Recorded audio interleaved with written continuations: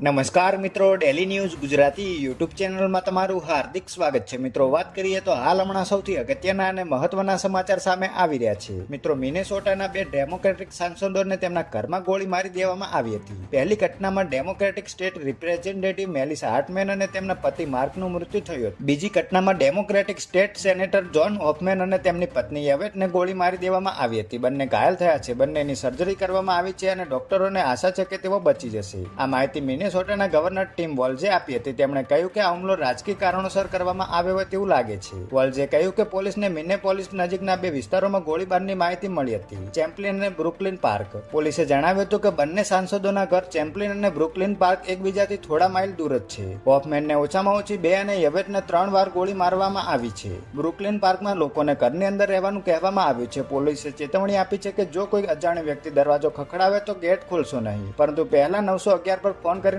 જાણ કરો. લોકોને કહેવામાં આવ્યું છે કે જો ફક્ત એક જ પોલીસ અધિકારી હોય તો તે પણ ગેટ ખોલો નહીં.